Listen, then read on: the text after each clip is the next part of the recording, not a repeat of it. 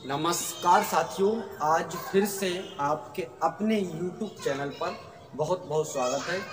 जैसा कि हम आपको बता दें, हम लगातार इस चीज़ के लिए आपको बता रहे हैं कि हमारे द्वारा मध्य प्रदेश इतिहास को क्रम से अध्ययन कराया जा रहा है। बिल्कुल क्रम से अध्ययन कराया जा रहा है।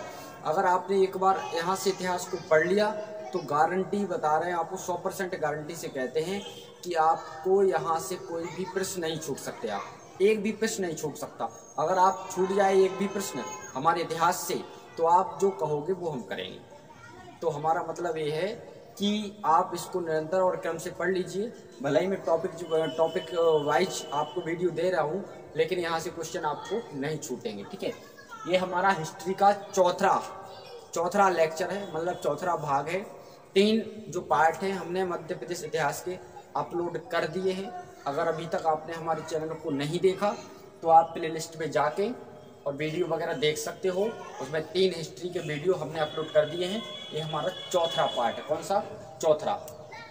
उसमें हमने नवपाषाण काल और पाषाण काल से संबंधित ताम्र पाषाण काल, प्रागैतिहासिक काल, ये 3 जो टॉपिक्स हैं हमने कंप्लीट कर दिए हैं, है ना। अब इसके आगे हम पढ़ने वाले हैं कुछ स्तूप पढ़ने वाले हैं जो मध्य प्रदेश में हैं, और उनसे क्वेश्चन लगातार हमसे एमपी के एग्जामों में पूछा जाता है। तो बस कुछ स्तूप्स के बारे में हम पढ़ने वाले हैं। अब सबसे पहला नाम लिखा है भरहुत स्तूप। भरहुत स्तूप आपने सुना होगा। भरहुत स्तूप जो है वो कहाँ पर आता है?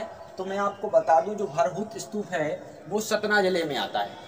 कैसा? सतना जिले में आता है। इतना आपको याद रखना। अगर ओवर से आपको थोड़ा हल्के टाइप में क्वेश्चन अगर आपसे पूछ लें तो इजीली ऐसे पूछ सकते हैं कि भरहुत स्तूप मध्य प्रदेश के किस जिले में है। तो आप वैसे बता दीजिए भरहुत स्तूप जो है वो हमारा सतना जिले में आता। अब अगर आपसे पूछें कि एक किस धर्म से संबंधित है, क्वेश्चन तो इजी कम बनाते हैं आज के समय में, क्योंकि पैटर्न जो हैं क्वेश्चन के बदल दिए गए हैं। तो आज के समय में इस तरह के क्वेश्चन बहुत कम आ रहे हैं। अब ऐसे क्वेश्चन आपसे पूछा जा सकता है कि जो भरहुत स्तूप है ये किस धर्म से संबंधित है। तो आप बताइए, ये जो भरहुत स्तूप है ये बौद्ध धर्म से संबंधित है। किससे? बौद्ध धर्म से संबंधित है। अब एक और नाम चलता है इसका, भरहुत स्तूप को एक और इसका नाम है जिसका बोलते हैं उच्च हेरा। क्या? उच्च हेरा का स्तूप। ऐसा लिखा होगा, उच्च हेरा का स्तूप। अब भाई अगर आपसे पूछ ले कि उच्च हेरा का स्तूप कौन सा है, तो भाई आप तो सोचते ही रह जाओगे कि हमने तो भरहुत स्तूप पढ़ा है और ये उच्च हेरा स्तूप कौन सा स्तूप आ गया, ये तो मध्य प्रदेश में कोई है ही नहीं है। तो मैं आपको बता दूं, थोड़ा सा क्या पूरा आपको डिटेल बता रहे हैं कि भरहुत स्तूप को ही हम उच्च हेरा का स्तूप कहते हैं। तो ये चीज़ आप ध्यान कर लीजिए।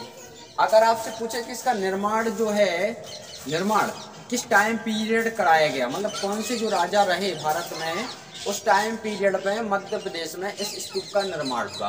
तो अगर आपसे निर्माण की बात की जाए तो निर्माण जो है ये मौर्य काल में हुआ।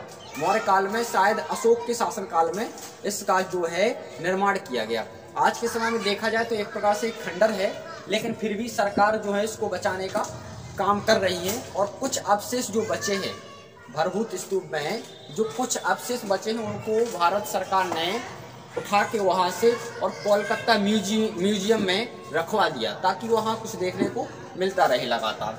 तो इस चीज़ों को आप समझ सकते हैं। ठीक है, अगर पूछा जाए इसकी खोज कब की गई थी, तो इसकी खोज जो है अलेक्जेंडर कनिंघम ने सन 1873 में की थी। कब की थी?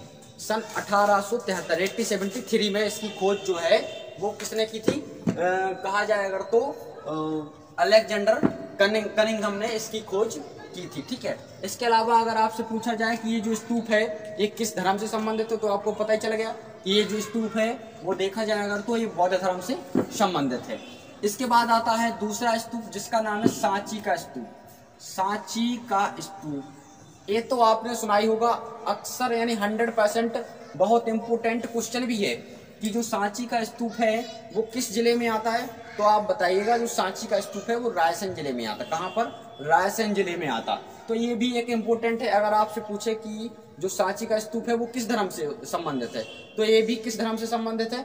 बौद्ध धर्म से संबंधित है। तो ये 2 चीजें आपको क्लियर हुई, भरहुत स्तूप और सांची का स्तूप। ठीक है, अब आ जाता है एक और स्तूप है, गुफाएं हैं जिनका नाम है भर्तहरि की गुफाएं। भर्तहरि, ये बहुत क्वेश्चन लगातार कई बार ऐसा क्वेश्चन एग्जाम में पूछा गया कि जो भर्तहरि की गुफाएं हैं वो किस जिले में है मध्य प्रदेश के। तो जो भर्तहरि की गुफाएं हैं वो मध्य प्रदेश के उज्जैन जिले में आती। कहाँ पर? उज्जैन जिले में आती। अब एक और चीज मैं आपको बता दूं, इन गुफाओं के अंदर एक और इनका नाम चलता जिसका नाम है बाबा गोरखनाथ की गुफाएं। अगर आपसे पूछे कि बाबा गोरखनाथ की गुफाएं जो हैं वो कहाँ हैं, क्वेश्चन ऐसा पूछ ले इजीली कि जो भर्तहरि की गुफाएं वो कहाँ हैं, तो आप बता दोगे। लेकिन अगर पूछे कि गोरखनाथ की गुफाएं क्या हैं, कहाँ हैं, तो जो गोरखनाथ की गुफाएं हैं वो आती हैं कहाँ पर, देखा जाए अगर तो उज्जैन जिले में ही आती हैं। तो एक प्रकार से इसके पीछे कोई कहानी है। वो एक भर्तहरि जो राजा हुआ करते थे, तो राजा ने एक बार अपने पत्नी की परीक्षा लेने के लिए अपने सेनापति से कुछ इस तरह का कहलवाया था कि वो जो राजा हैं वो एक प्रकार से देखा जाए तो जंगल में खत्म हो गए हैं।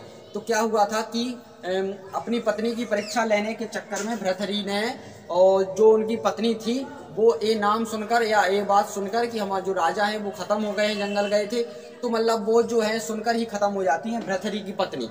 तो मतलब कि राजा को अफसोस हुआ कि ये मैंने गलत किया है कि अपनी पत्नी को जो उसकी दृष्टि है उसको हमने देखने के लिए ये सब किया था कि हमारी जो पत्नी है वो वास्तव में एक प्रकार से पतिव्रता नारी है या नहीं है।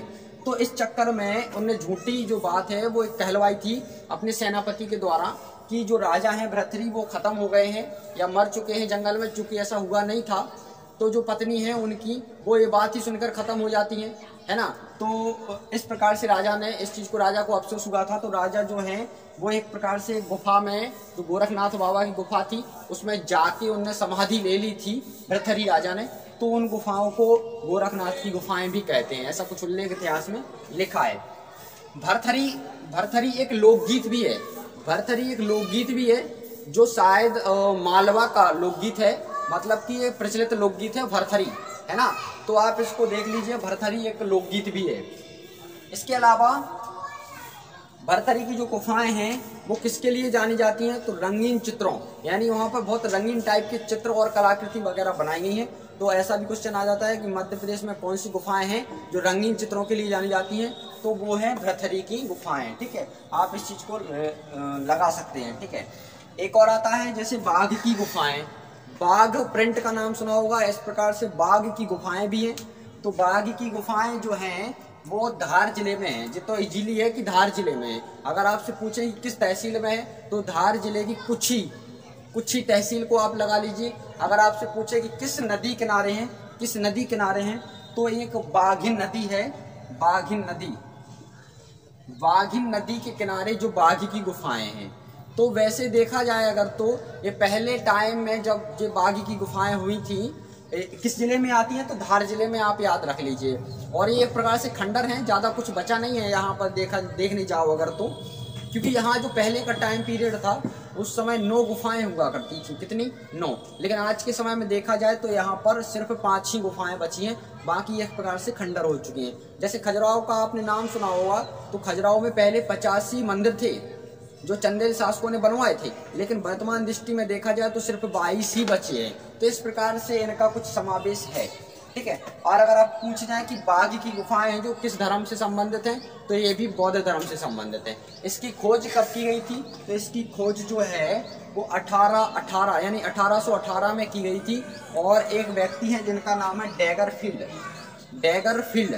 इन्होंने बाघ की गुफाओं की खोज की थी।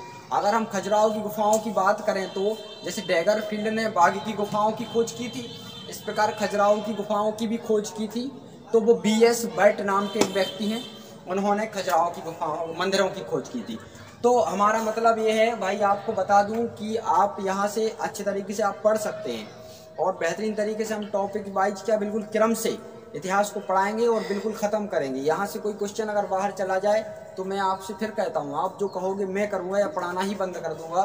तो ये आप इस चीज़ को बिल्कुल कंप्लीट करके यहाँ से पढ़ सकते हैं, समराइज करके। ठीक है, और आपसे एक रिक्वेस्ट है, अगर आप इस चैनल को, ये आपका चैनल है, इसको आप अगर बढ़ाते हो तो इसमें आप ही को आने वाले समय में कुछ यहाँ से प्रॉफिट और वगैरह कुछ अदर सब्जेक्ट भी इससे मिल सकते हैं।